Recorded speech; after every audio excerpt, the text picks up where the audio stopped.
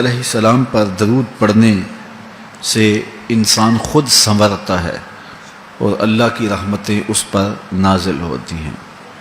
علماء نے لکھا ہے کہ درود اللہ کی بارگاہ میں ایک دعا ہے جو اللہ کی بارگاہ میں عرض کی جاتی ہے، اے اللہ، نبی رحمت صلی اللہ علیہ وآلہ وسلم پر رحمتوں کا نزول کر۔ تو کوئی یہ دعا مانگے کہ اے اللہ اپنے نبی پر رحمتوں کا نزول کر، تو کیا اللہ تعالیٰ اس کی یہ دعا قبول نہیں کرے گا؟ تو درود ہر صورت میں قبول ہے۔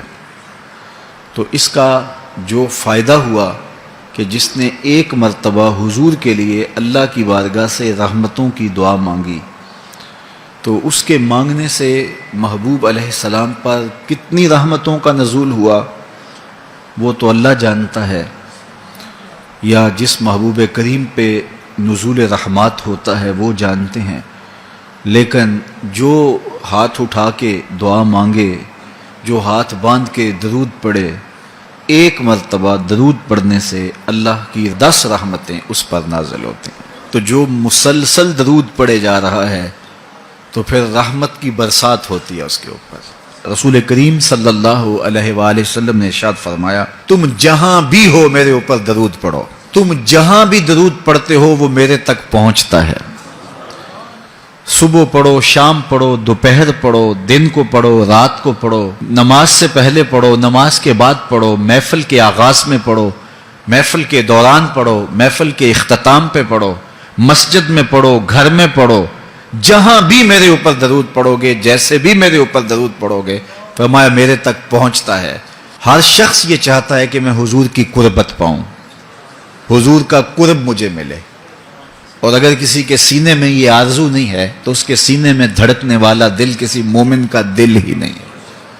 یہ میری بھی آرزو ہے، گناہ گار ہونے کے باوجود آرزو ہے، آپ کی بھی آرزو ہے، آرزو تو کی جا سکتی ہے، چونکہ کرم ہوتے دیر نہیں لگتی، وہ جس پہ چاہے کرم فرمائے۔ تو اگر قربت حاصل کرنی ہے تو پھر اس کا طریقہ کیا ہے؟ رسول کریم صلی اللہ علیہ وآلہ وسلم نے ارشاد فرمایا، قیامت کے دن میرے سب سے نیڑے وہ ہوگا جو سب سے زیادہ میرے اوپر درود پڑھتا ہے۔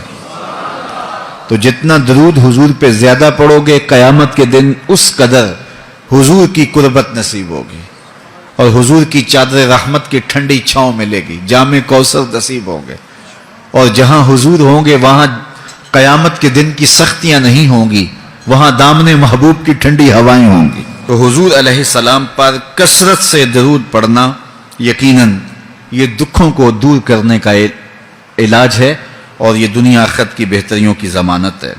حضرت ابو ہریرہ رضی اللہ تعالیٰ عنہ سے روایت ہے جو امام ابو داود نے اپنی سند سے روایت کی ہے۔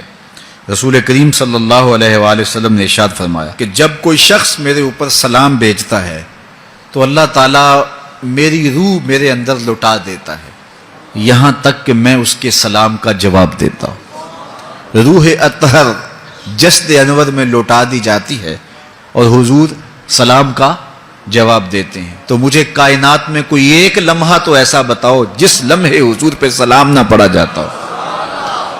وہاں روضہ رسول پہ چلے جائیں تو وہاں لمحہ لمحہ سلام کے گجرے ہیں، کائنات کے جس گوشے میں چلے جائیں درود و سلام کے جو ہیں وہ گجرے ہیں۔ تو کوئی ایک لمحہ بھی 24 گھنٹوں میں ایسا نہیں ہے کہ جب حضور پہ سلام نہ پڑا جاتا ہو، اور جب سلام پڑا جاتا ہو تو حضور کی روح اطہر بدن رحمت میں ہوتی ہے اور حضور سلام کا جواب دیتے ہیں، اور جس کو حضور سلام کا جواب دے دیں، اللہ اکبر، کہ درود پڑھا کرو۔ درود حضور علیہ الصلوۃ والسلام سے جواب کا ذریعہ ہے، اور جب جواب جناب رسالت مآب صلی اللہ علیہ وسلم کی جانب سے آ گیا تو دنیا میں بھی بھلا ہی بھلا ہے، آخرت میں خیر ہی خیر ہے۔ حضور علیہ الصلوۃ والسلام نے ارشاد فرمایا، جس کے سامنے میرا ذکر کیا جائے اور وہ میرے اوپر درود نہ پڑے، وہ کائنات کا سب سے بڑا بخیل، سب سے بڑا کنجوس ہے۔ ہم بخیل تو نہیں ہیں، تو پھر پوری یکسوئی کے ساتھ چند مرتبہ حضور پہ درود شریف پڑھ لیجئے۔